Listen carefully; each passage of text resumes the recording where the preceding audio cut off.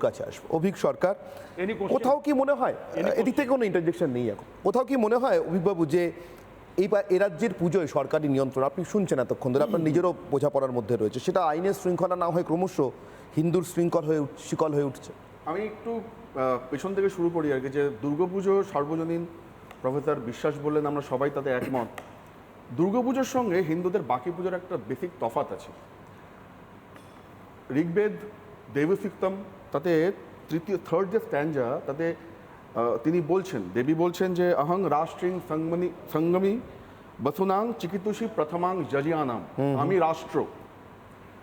দুর্গাপুজোয় যখন মহাস্নান হয় তাতে দেখবেন অনেকগুলো মাটি মেশানো হয়, সে নিয়েও বিতর্ক আছে, আপনি ভালো করে জানেন। ঠিক, ওই যে অত মাটি মেশানো হয়, সেটা রাজার রাজ্যাভিষেকের সময় যে স্নান করানো হতো তখনই মাটি মেশানো হতো।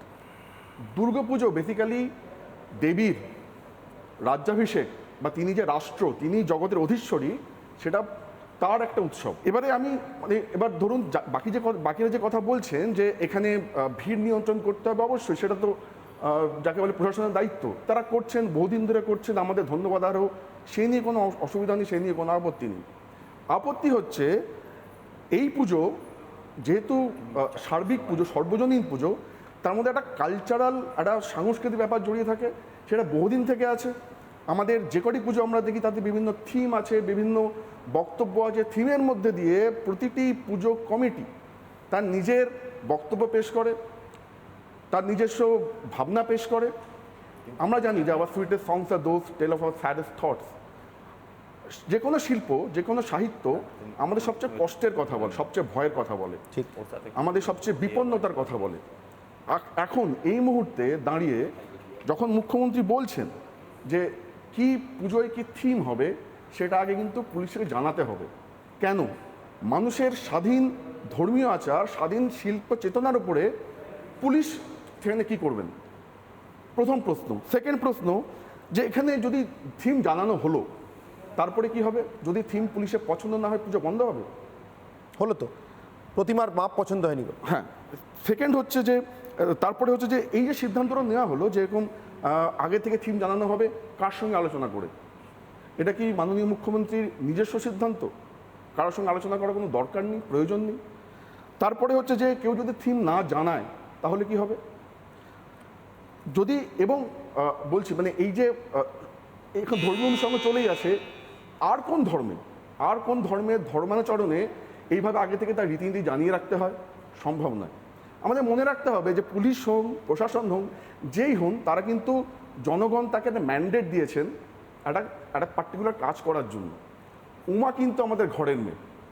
এই কথাটা যেন গভর্নমেন্ট না ভুলেন, যেন আমরাও না ভুলি।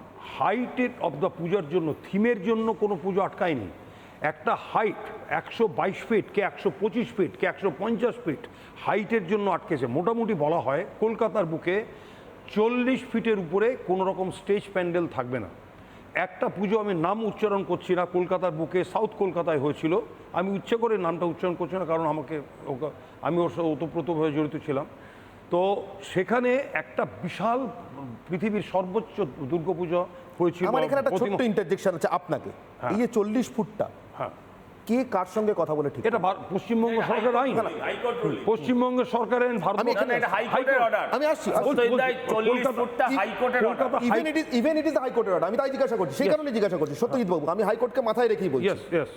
ভারতবর্ষের সুপ্রিম কোর্ট পর্যন্ত এই জিনিস নিয়ে চর্চা হয়ে গিয়েছে, কোনো একটি নির্দিষ্ট মন্দিরে নির্দিষ্ট লিঙ্গের মানুষ ঢুকতে পারবেন কি পারবেন না। অতএব সেই চর্চায় যখন সব পক্ষকে ডাকা হয়েছিল, হাইকোর্টের এই অর্ডার দেওয়ার আগে আমার প্রশ্ন, জিজ্ঞাসা করছি, দর্শককে জানান, সব পুজো কমিটির উদ্যোক্তাদের ডাকা হয়েছিল? আমাদের শাস্ত্র প্রবক্তাদের ডাকা হয়েছিল? এই যে হাইকোর্ট দুর্গা প্রতিমার পূজা পদ্ধতি যারা রচনা করেন এবং রক্ষা করেন, মানসবাবুদের মতো গবেষকরা, তাদেরকে ডেকে জিজ্ঞাসা করা হয়েছিল প্রতিমার মাপ যদি 40 ফুটে সীমায়িত করে দিই, তাতে হিন্দুর ধর্মীয় ভাবাবেগে আঘাত লাগতে পারে কি না? সেটা এই প্রশ্নটা আপনাকে হাইকোর্টে গিয়ে করতে হবে, নাম্বার ওয়ান। না না জিজ্ঞাসা করতে হবে না, পরে কথা। আমার মনে হয় বলতে পারবো। জিজ্ঞাসা করা হয়েছিল কি? বলছি এটা উত্তর দুর্গাপুজোয় যে দিচ্ছি। থিম আমি থাকবে, এটা কি বলছি, শাস্ত্রে আছে all নাকি? stakeholders taken। না এটা আপনি all stakeholders বলতে কি বোঝায় সেটা তো define মানুষের করতে হবে। সুরক্ষার ব্যাপারটা দেখা হয়। এখানে মানুষের হাইকোর্ট সুপ্রিম কোর্ট উপর থেকে যেটা দেখে সুপারভিশনে, সেটা হচ্ছে যে এটা যদি হয় তাহলে সাধারণ মানুষের কি হতে পারে। ছোলার থেকে কল বেরোনোর মতন 48 ঘন্টায় তো ঠাকুরটা লম্বা হয়ে যায়নি। তখন আপনার পুলিশ কমিশনার কি করছিল? আমি বলছি ঠাকুরটা তো ধীরে ধীরে বেড়েছিল। সারা দেশ, আমি বলছি শুনুন, সারা দেশে বিজ্ঞাপন ছিল, সারা দেশ, not in West Bengal, not in Kolkata, বিশ্বের সবচেয়ে বড় দুর্গা একটা সিমেন্ট কোম্পানি দিয়েছিল। আমি প্রশ্ন করতে চাই, সেটা তো আস্তে আস্তে বড় হচ্ছিল, আপনারা তখন কি ভূমিকা নিয়েছিলেন? আপনারা পুজোর পঞ্চমী বা চতুর্থীর দিন, পঞ্চমীর দিন সম্ভবত বন্ধ করে দেন। লোকের কথিত আছে ওখানেও দিদিমণিকে ডাকেনি বলে বন্ধ হয়েছে। আমারও একটা প্রশ্ন আছে, হাইকোর্ট সুপ্রিম কোর্ট যে কোর্ট এই নির্দেশ দিয়ে থাকুক তাদের জন্য আমার একটা প্রশ্ন আছে, কিন্তু সে প্রশ্ন আমি পরে রাখবো, আগে সবাই বক্তব্য শেষ করুন। অনির্বাণ বন্দ্যোপাধ্যায় এদিক থেকে, আইনজীবী। দেখুন, যেটা গোটাটা থেকে উঠে আসলো এখন অবধি আলোচনায়, শাস্ত্রের প্রসঙ্গ উঠে এলো, আমার পুজোতে আমাকে অন্য কেউ ডাকে না, আমি তাই ডাকবো না, এইসব মান অভিমানের গল্প এলো, যদিও সেটা নিয়ে কথা হচ্ছিল না। মূল জায়গাটায় ফিরি, একটা সময় এই শাস্ত্রের দোহাই দিয়ে সতীদাহ প্রথা চালু রাখার পক্ষে অনেক লোক ছিলেন। এই শাস্ত্রের দোহাই দিয়ে বিধবারা যাতে পুনর্বিবাহ না করতে পারেন এরকম চালু রাখার